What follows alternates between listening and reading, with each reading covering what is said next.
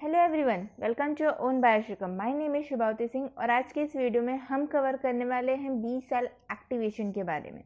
Last video में हमने पढ़ा था बी सेल मैच्योरेशन या डेवलपमेंट किस तरीके से होता है। हमने उसमें स्टेप बाय स्टेप हर एक स्टेप देखा था कि बी सेल का डेवलपमेंट किस तरीके से हुआ। अगर आपने वो वीडियो नहीं देखी है तो मैंने लिंक मेंशन कर दी है, एक बार जाकर ज़रूर देख लीजिएगा ताकि आपको तालमेल बनाने में कोई प्रॉब्लम ना हो।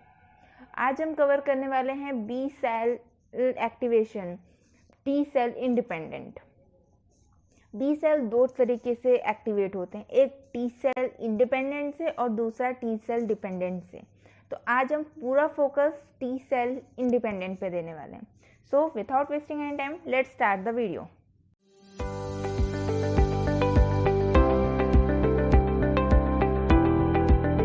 आज के इस वीडियो में हम कवर करने वाले हैं type of B cell activation, जिसमें हम टाइप 1 और टाइप 2 इन दोनों के बारे में पढ़ेंगे। जैसे कि मैंने पहले ही कहा, आज हम पूरा फोकस टी सेल इंडिपेंडेंट पे देने वाले हैं। सो स्टार्ट करते हैं बी सेल के टाइप्स के बारे में। एक्टिवेशन की बात करें तो सबसे पहले वो डिवाइड होगा टी सेल इंडिपेंडेंट में। ओके, टी सेल इंडिपेंडेंट में वो डिवाइड हुआ।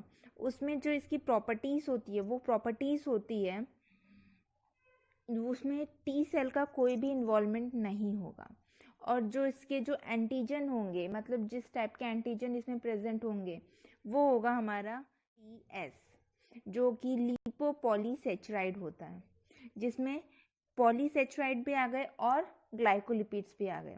अब लिपोपॉलीसेचराइड यानी एलपीएस, ये क्या होता है? ये बैक्टीरियल सेल के ऊपर जो बैक्टीरियल सेल वॉल के ऊपर जो प्रेजेंट होता है हमारा, वो ग्राम नेगेटिव बैक्टीरिया के ऊपर जो जनरली एक्सप्रेस होता है। ओके, और जो हम ये डिवीज़न करते हैं बी सेल का, जो भी डिवीज़न कर रहे हैं हम, ये किसके बेसिस पे है? ये एंटीजन के, जिस टाइप में एंटीजन एनकाउंटर करता है हमारे बी सेल को, उस टाइप के हिसाब से हम इसे डिवाइड करते हैं या इसका डिवीज़न करते हैं। ओके, जो टी आई सेल के जितने भी जो एंटीजन होते हैं, टी आई यानी टी सेल इंडिपेंडेंट, जो हमने यहाँ पे लिखा भी है, टी आई मतलब टी सेल इंडिपेंडेंट। आगे हम अगर टी आई मैंशन कर रहे हैं, इसका मतलब होता है टी सेल इंडिपेंडेंट। ओके, इनका नेचर जनरली कार्बोहाइड्रेट होता है।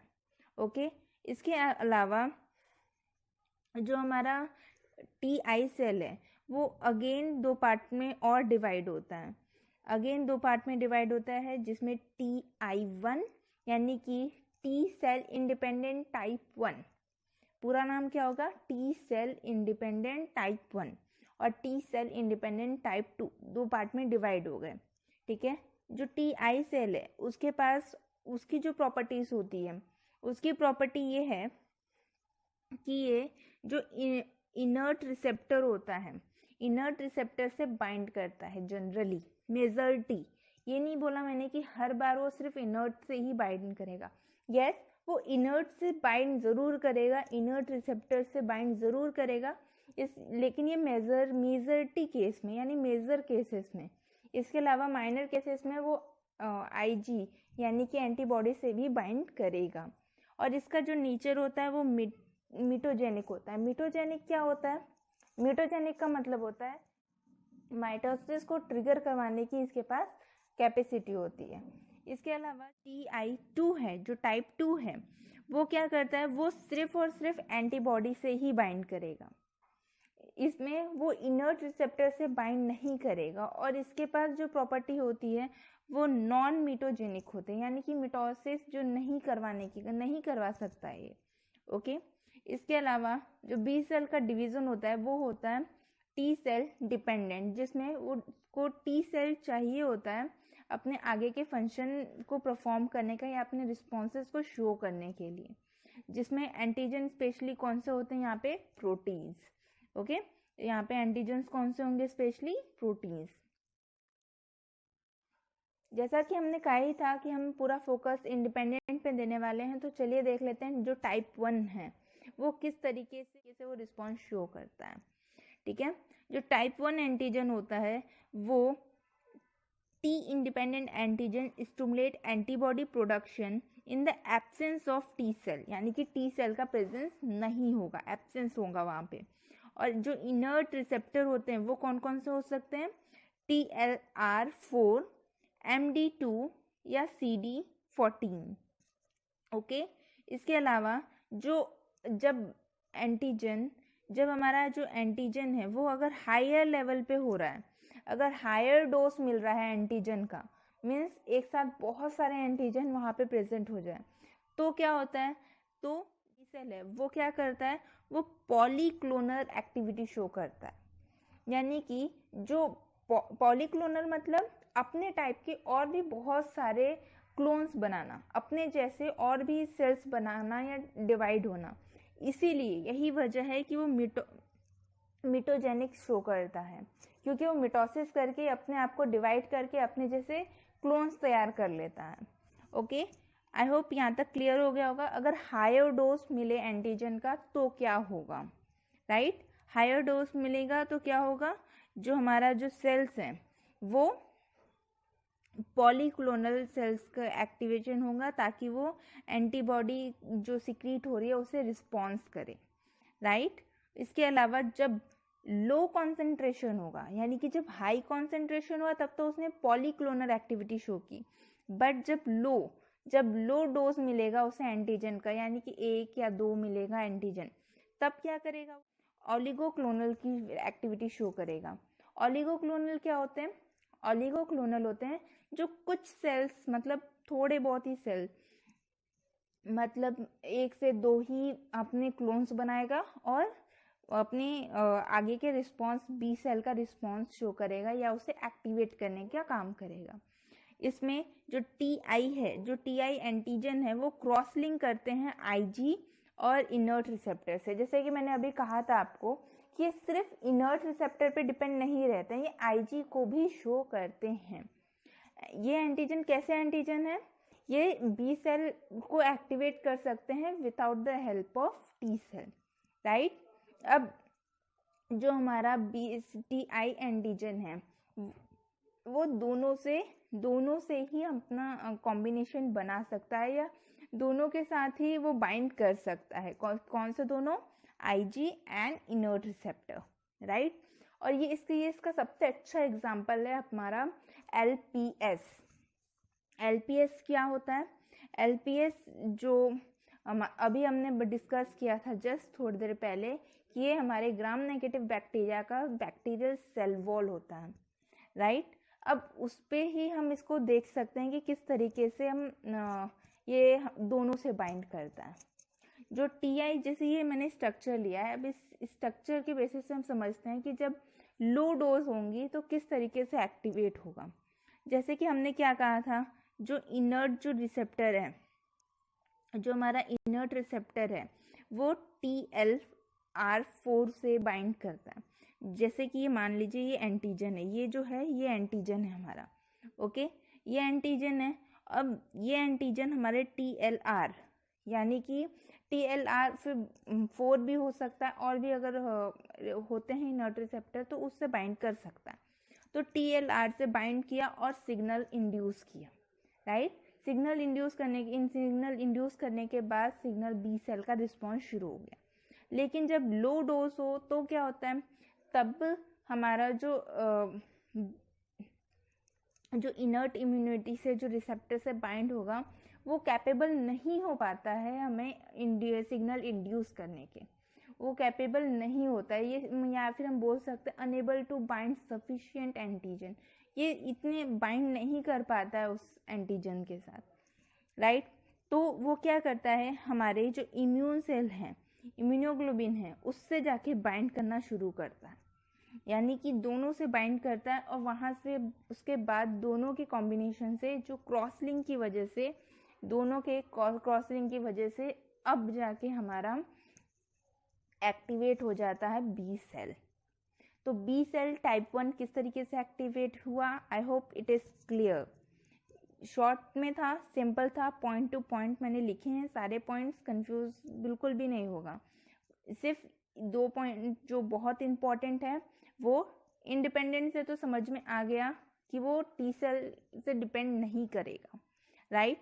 और दूसरी प्रॉपर्टी इसकी ये है कि इनर्ट रिसेप्टर से बाइंड करता है, और तीसरी ये मिटोजेनिक है। मिटोजेनिक मतलब मिटोसिस को प्रोसेस शो करता है जब इसके पास जो हायर कॉन्सेंट्रेशन मिलता है, या एंटीजन का जब हायर कॉन्सेंट्रेशन होता है तब, और लोअर कॉन्सेंट्रेशन में वो ऑलिगोक्लोनल का शो करता है और क्रॉस लिंक करता है आईजी एंड इनर्ट रिसेप्टर से, जिसका सबसे अच्छा एग्जांपल है हमारा LPS। टाइप 1 और टाइप 2 में थोड़ा सा डिफरेंस है, सिर्फ इनकी जो एंटीजन बाइंडिंग जो है वो डिफर करती है। उसमें टाइप 1 में हम इनर्ट रिसेप्टर के साथ भी एंटीजन जाके बाइंड कर लेता है, बट इस केस में ये इनर्ट रिसेप्टर के साथ बाइंड नहीं करता है। यही वजह है कि इसके पास मल्टीवेलेंट होता है, बट ये इनर्ट रिसेप्टर के साथ बाइंड नहीं करेगा।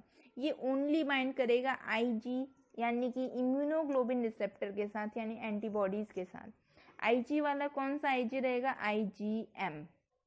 ओके, इसके अलावा जो एंटीजन का टाइप है ये क्रॉस लिंक शो करेगा हमारे BCR एंड CD21, यानी कि CR2 भी पढ़ेंगे के साथ बाइंड करता है। जब हम हेमेटोपोइसिस पढ़ रहे थे तो उसमें हमने बताया था कि BCR क्या होता है। ये कॉम्बिनेशन होता है IgM, IG alpha and IG beta का, राइट। इसका कॉम्बिनेशन होता है BCR। और CD21 क्या होता है? ये हमारा को रिसेप्टर है, राइट। जब हम इसको पढ़ रहे थे हेमेटोपोइसिस तब हम वहाँ पे पूरी डिटेल में डिस्कस किया था, राइट। जब इसके पास ये प्रॉपर्टी नहीं होती कि वो इनर्ट रिसेप्टर के साथ बाइंड करे, इसी वजह से ये नॉन मिटोजेनिक है, यानी कि यहाँ पे मिटोसिस नहीं होता है, यानी कि यहाँ से बी सेल नया नहीं बनेगा। बट टाइप 1 में ऐसा नहीं होता, वहाँ पे पॉलीक्लोनल बनाने की कैपेसिटी होती है उसके पास। और इसके जो एग्जाम्पल है वो है polymeric protein antigen and capsule polysaccharides, ये सारे हमारे एंटीजन हो गए। इस तरीके से इतना समझ में आता है, अगर सिंपल समझा जाए कि जो T1 और T2 दोनों ही अगर देखा जाए तो दोनों ही इन्हेंस करते हैं, दोनों ही अगर किसी और सेल से अटैच हो जाए तो वो दोनों ही किसी और सेल से, मतलब जैसे माइक्रोफेज हो गया, मोनोसाइट्स हो गया, या न्यूट्रोफिल हो गया, किसी से भी अटैच कर जाए तो वो इन्हेंस करता है हमारे प्रॉपर्टी को या बी सेल के एक्टिवेशन को। ओके, अब हम इस डायग्राम को समझने की कोशिश करते हैं कि डायग्राम क्या कहना चाह रहा है। देखिए, जब हमने T1 पढ़ा था तो उसमें हमने किसी भी टाइप का CD मॉलिक्यूल नहीं देखा था, यानी कि को रिसेप्टर्स नहीं देखे थे, राइट। बट ये आपको इम्यूनोग्लोबिन नजर आ रहा है, राइट। इम्यूनोग्लोबिन C3D से कनेक्टेड है। इससे कनेक्ट होने के बाद ये जो लिंक देख रहे हैं आप, ये क्रॉस लिंक करेगा हमारे CD21 से। CD21 से क्रॉस लिंक करने के बाद जो हमारा रिसेप्टर है वो 12 से लेके 16 IG, मैंने अभी क्या बोला कि ये मल्टीवेलेंट होते हैं, यानी कि ये सिर्फ एक से बाइंड नहीं करते, ये बहुत सारे इम्यूनोग्लोबिन से बाइंड करेंगे जो बी सेल के सरफेस पे प्रेजेंट है, उसके साथ वो बाइंड बनाएंगे या उसके साथ बाइंड करेंगे, ठीक है। उसके साथ जैसे 12 से लेके 16 तक के बीच में वो एंटीजेंस के साथ एक्टिवेट करेंगे, उसके साथ अटैच होंगे, और जिसके बाद वो सिग्नल को एक्टिवेट करने की सफिशिएंट क्या बोल सकते हैं हम उसे, सफिशिएंसी शो कर सकते हैं, राइट। इसके बाद ये एबिलिटी होती है इसके पास लार्ज नंबर ऑफ इम्यूनोग्लोबिन के साथ, जो कि बी सेल के सरफेस पे प्रेजेंट होते हैं, उसके साथ मिलकर जो एक्टिवेशन सिग्नल है उसे प्रोड्यूस करने के, without the help of T cell. Okay, I hope आपको टाइप 2 भी क्लियर हो गया होगा। That's all for today's video. आज की इस वीडियो को हमने बहुत ही ब्यूटीफुली और बहुत ही सिंपल वे में समझने की कोशिश की है। आई होप कि सारे पॉइंट्स क्लियर हो गए होंगे आपको भी। मुझे कमेंट करके ज़रूर बताइएगा कि आपके सारे पॉइंट क्लियर हैं या कोई पॉइंट मिस हुआ है जो आपको समझना है, तो हम उसमें आगे वीडियो बनाएंगे। ओके, इसके अलावा जैसे कि मैंने आपसे कहा था कि मैंने ये रेफरेंस लिया है क्यूबे की बुक से, आप चाहें तो बुक भी परचेज कर सकते हैं। इसके अलावा मैंने और भी बुक्स जो लाइफ साइंस से रिलेटेड है वो मैंने डिस्क्रिप्शन में मेंशन कर दी है, आप चाहे तो वहाँ पे देख सकते हैं।